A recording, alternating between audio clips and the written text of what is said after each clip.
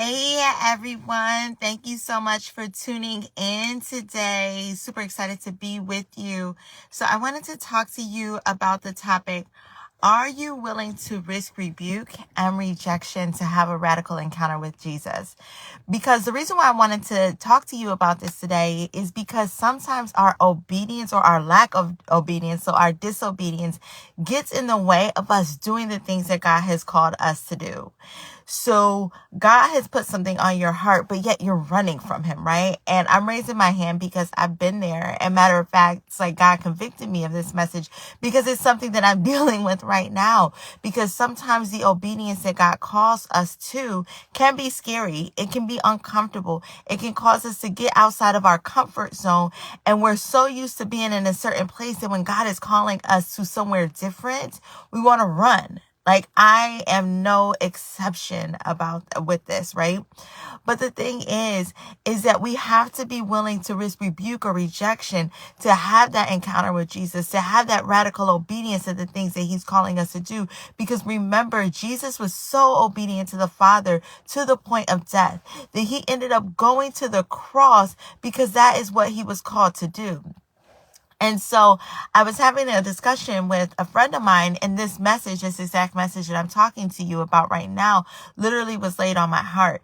And in the middle of the conversation, I was just like, you know what I'm sensing in my spirit is, are we willing to risk rebuke and rejection to have a radical encounter with Jesus? And then as I started to talk to her more about what it was that I was feeling in that moment, it was that the Lord just started to bring to remembrance so many different times in the Bible where people press forward and press through despite what other people might think. And even despite having not knowing if they were going to be welcomed or rejected by Jesus. Like the first person, right? We think a lot about the woman with the issue of the blood. She pressed through the crowd to touch the hem of Jesus's garment, right? And Jesus turns around like, somebody touched me. I felt this power leaving out of me. And then he realized, and she stepped forward and said it was her. So she didn't know in that moment, right, if Jesus was going to rebuke her or commend her and allow her to be healed. She didn't. She didn't know how the crowd was going to receive her because during that time, because she had an issue with the blood, she was considered unclean and she would have had to live outside of the gates away from people. So her whole existence during this time would have been isolated from people. But yet she risked the rebuke of the crowd. She risked being seen because if somebody saw her, she could have been in trouble and they would have sent her back to where she was coming from. But she had such a faith in who Jesus was and just being in the presence of Jesus, being able to touch the hem of his garment. She knew that if she pressed forward, she was going to have that radical encounter with Jesus. And she did not care what anybody thought. She did not care what anybody said because she was focused on what needed to happen in order for her to have her deliverance. See, this is important. I need you to understand that. I need you to get this. Is that we have to be willing to face rejection from people who we care about, people who we don't care about. I know a lot of times people get caught up, and me too. We get caught up with, oh, what would they say? What would they say? It doesn't matter what they say. What matters is what God said, and be obedient to the will of the Lord. Because if you're willing to face rejection, if you're willing to face rebuke from people, you can end up having a radical encounter with Jesus that can change your life.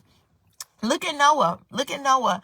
Noah got laughed at because he was building an ark in the middle of a desert, a place that had seen no rain before. But yet he was building this ginormous ark. We don't even know how much it cost, right? We have no idea how Noah funded that ark. Don't have no idea. But he did it. God made a way for him to build that ark. Noah's radical obedience to the will of the Lord and the word of the Lord saved him, saved his family, and saved the animals. He was willing to risk rebuke and rejection from people to be able to have that radical encounter with God, which ultimately saved his life. And so I know I'm talking to somebody. I know I'm preaching to myself right now, because our ability to create generational blessings for our children. Our ability to do the work that we have been put on earth to do is connected to our radical obedience to the will of the Lord. And that might include, a lot of times it does include, facing rejection from people because they don't have the vision that you have. They didn't get the download that you had, that you received from the Lord. They don't have the destiny that you have. So you cannot walk in life being connected to somebody else's opinion of you and what it is that you're called to do, that you miss the mark and miss the purpose and the destiny that God has for you. And that requires being persistent. That requires being committed. That requires continuing to have the faith, even though the manifestation of what you've promised is not there yet, right? Because faith is unseen, right? We are to trust in the unseen. MLK actually says it. He says faith is taking the first step on without seeing the whole staircase. That's what faith is. And sometimes faith looks crazy. I bet you Noah looked crazy building that ginormous ark in the middle of the desert, but it paid off. He had a radical encounter with God because of his obedience. And I was also thinking about the lady, let me get the story right. Hold on. In Matthew 15:21, where Jesus encountered a Canaanite woman who begged him to cure her daughter. And Jesus initially responded, "It is not right to take the children's bread and toss it to the dogs." But what you need to understand is, in the historical context of this, Jesus was not calling her a dog. In the Hebrew culture back then, anybody who was not of the Israelite descent, the Hebrew people considered them dogs, right? And so what Jesus was saying in a way that she understood and what the disciples understood is that his message was focused on the Hebrew people, because remember, Jesus said it.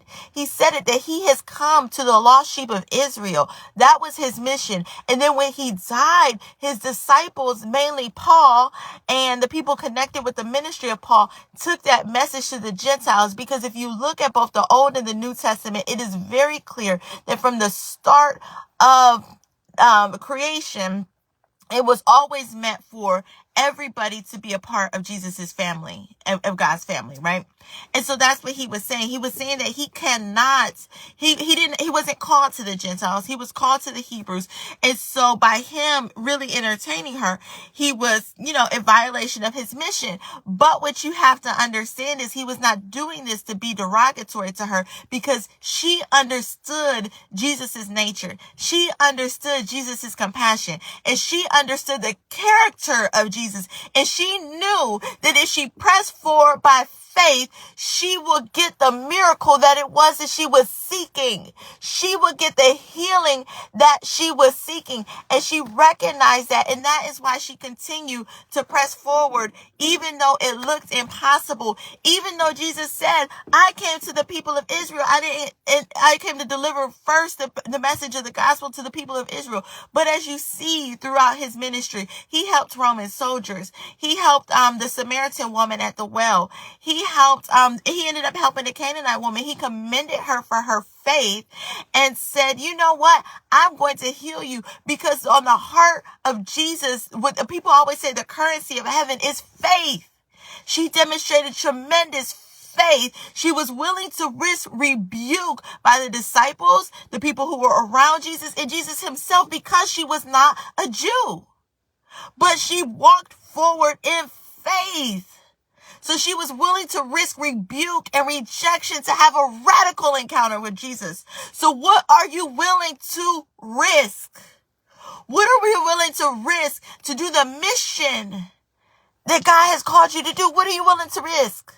Because if you're too connected with other people's opinions, you will miss the mark, because you won't be able to hear what it is that God has for you if you're too busy with other people's opinions in your mind. And I can tell you this right now, because I just went through it.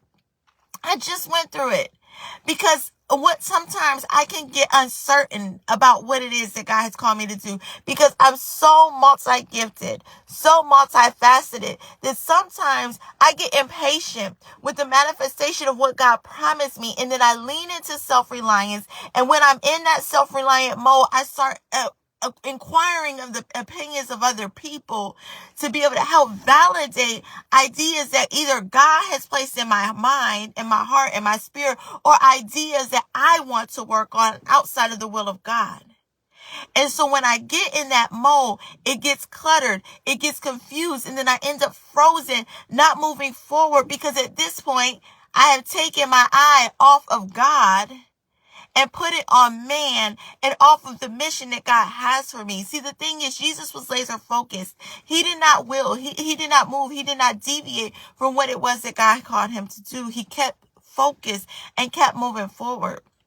And I know this is a word for somebody. Somebody is distracted right now. Somebody is getting off track because you're listening to a whole bunch of people, whether they believe in your idea and they're putting their 2 cents in, or whether they don't believe in what you're trying to do and they're trying to convince you to do something different. You have to stay focused. What are you willing to risk to have a radical encounter with Jesus? What are you willing to risk? Because the people who were commended in the Hall of Faith, I think it's in Hebrews 11. I forget where it is. But it's in the book of Hebrews somewhere. The Hall of Faith. Every single person in the Hall of Faith was something. Rahab, Canaanite woman, put it all on the line to save the Hebrew spies. And she was commended for her faith, and she lived and her family lived. As a matter of fact, she became an ancestor to Jesus because of her faith. But she was willing to put her life on the line to save the lives of people who her whole culture was in direct opposition to. What are you willing to risk to have a radical encounter with Jesus? Paul, the Apostle Paul, the great Apostle Paul, he was a persecutor of Christians.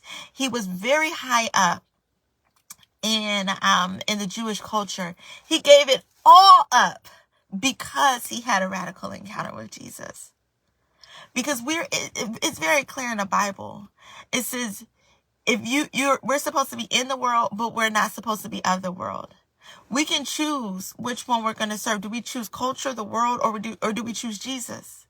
We have a choice in that matter.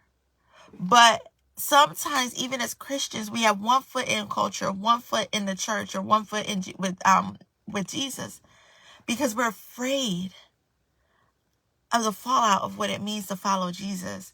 Sometimes we stay in a job too long that we're not supposed to be in anymore, but we're displaced. But yet we're in this role that we're no longer supposed to be in because we're afraid of what it means to walk in faith and pursue the business idea or the ministry work that God has called you to do. I know for me, workplace bullying was the thing that pushed me out of my career, because God was calling me to something different. But because I was so comfortable in what it was that I was doing, I was so comfortable in my paycheck, I said no to God. And things got so uncomfortable for me that I had no choice but to leave. And I'm telling you right now, people did not understand that decision to leave. People did not understand that decision for me to become an entrepreneur, but that was none of my business. I almost quit because of it. I really did. I actually took some time off early in my business because so many people spoke against what I was doing. And I was afraid that if the people who claimed to be for me were not for this business that I was doing, that I must be on the wrong track. So I almost let the opinions of people derail my destiny. But because I chose to look crazy at that time, I'm now a work from home mom. And I get to be present with my children. Because we don't know what type of blessings are on the line. We have no idea. We have no idea the legacy that's being built through us. We have no idea the future implications of our decisions.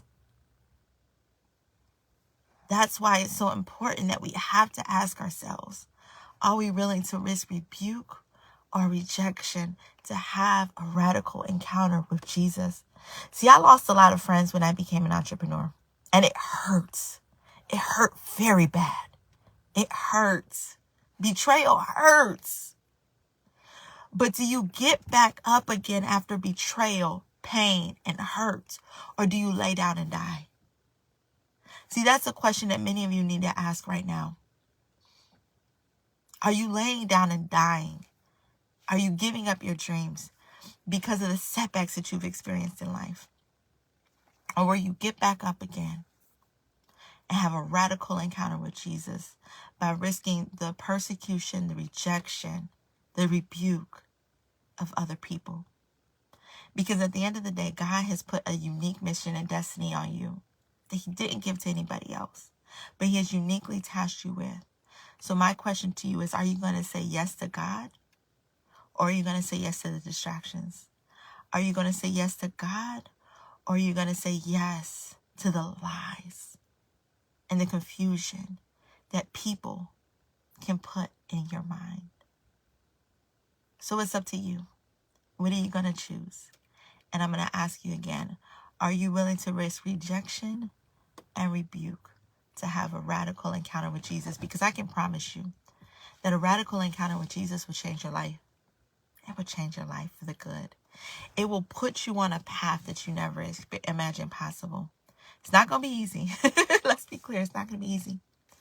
But it will ultimately be for your good and for his glory. But it's up to you to say yes. And so leave me some likes, leave me some comments. Let me know how this has blessed you.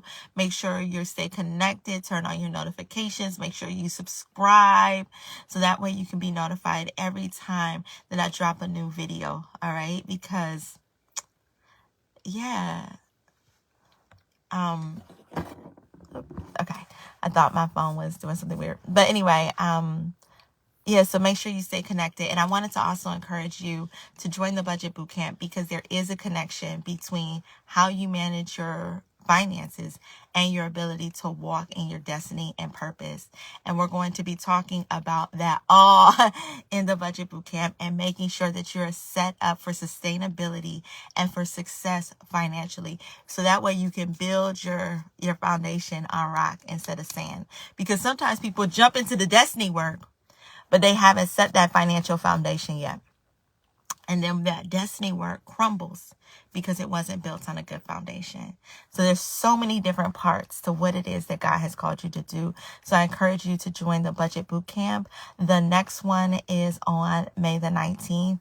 And if you can't make that, though, I decided to do one on the 28th as well. So that way it's Thursday and a Saturday. So you can pick your choice for which one that you want to join.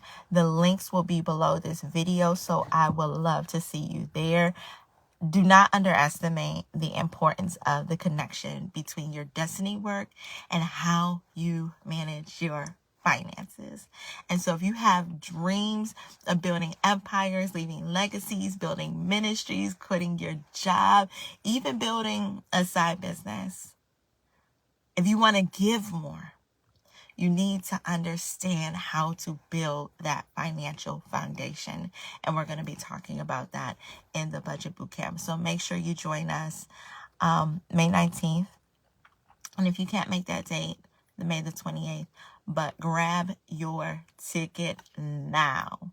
Grab your ticket now, because you don't want to miss it. And literally, space is actually limited because I want to be able to walk through your plans, be able to answer your questions, and be able to give you real-time feedback on what it is that you're building.